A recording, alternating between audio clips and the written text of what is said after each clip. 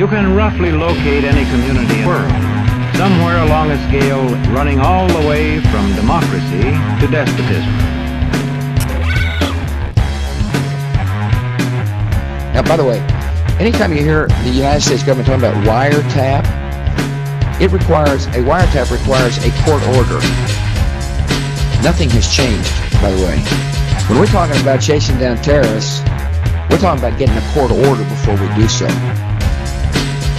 Constitutional guarantees are in place when it comes to doing what is necessary to protect our homeland because we value the Constitution.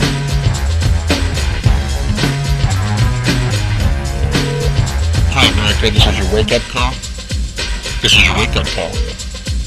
Ladies and gentlemen, there can be little doubt that we're in a constitutional crisis that threatens the system of checks and balances that have preserved our fundamental freedoms for over 200 years.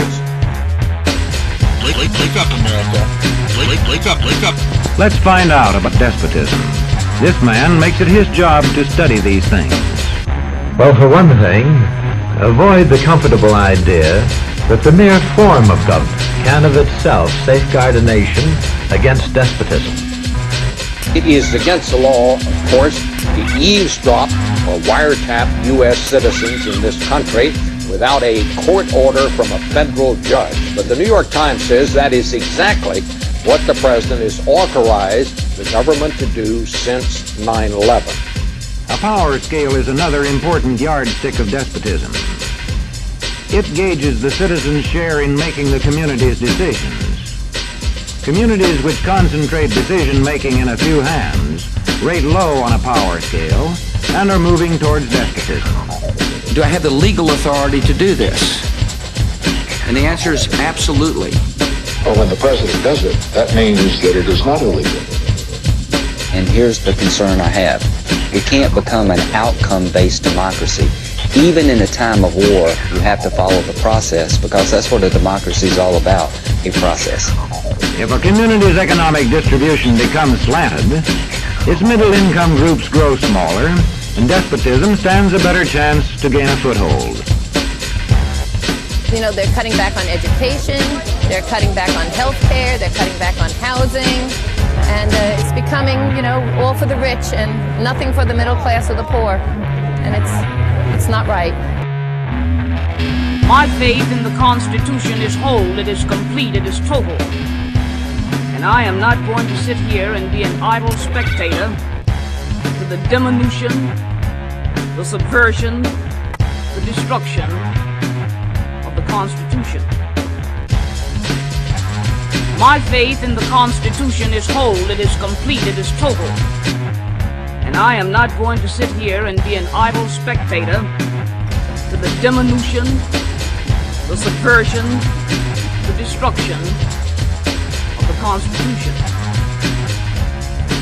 Anytime you hear the United States government talking about wiretap, a wiretap requires a court order.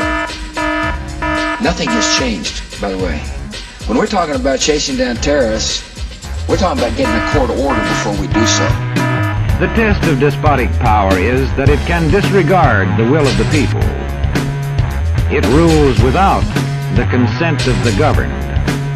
Under this theory, we no longer have a constitutional system consisting of three co-equal branches of government.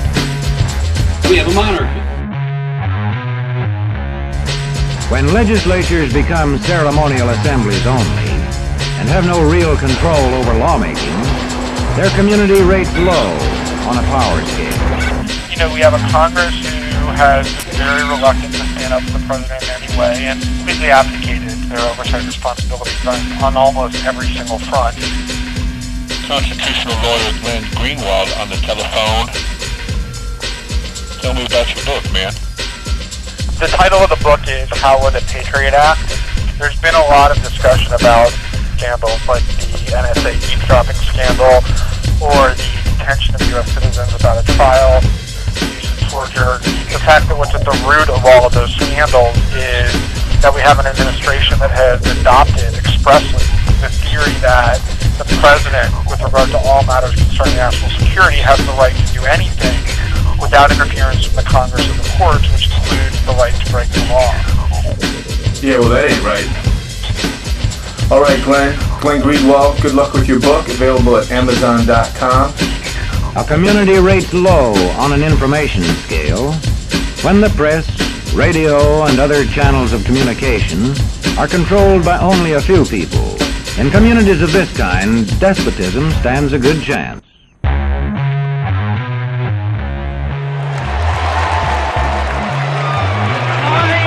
When the operation of the machine becomes so odious, makes you so sick at heart that you can't take part.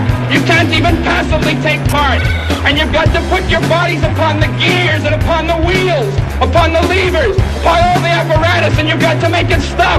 And you've got to indicate to the people who run it, to the people who own it, that unless you're free, the machine will be prevented from working at all. What sort of community do you live in? Where would you place it on a democracy-despotism scale? If this were a dictatorship, it'd be a heck of a lot easier. Just so long as I'm the dictator.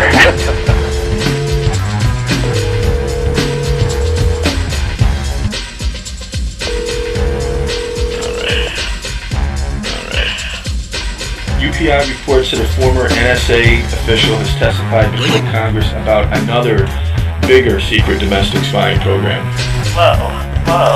The Electronic Frontier Foundation filed a class action suit alleging that AT&T is giving the federal government access to all its customers' internet and phone communications. What the?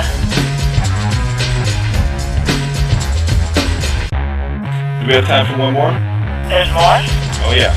Newsweek is reporting that the Pentagon has its own top secret domestic spying program. In fact, they already got busted spying on anti-war protests, student groups, church meetings, and even a Halliburton protest. Oh, because God forbid we should protest the war profiteers. Yeah. The U.S. military is spying on U.S. citizens on U.S. soil. They're probably eavesdropping on us right now. Wake up, America. Wake up. I mean, for crying out loud, they could see fit to impeach a president for lying about having an extramarital affair. But Democrats don't have the guts to stand up to censure a president who misled us, who lied to the American people, and who broke the law and violated the Constitution of the United States in spying on American people. Now, I tell you, we've got to give some more backbone. We need to hear from people. The American people need to know and to show support for this resolution.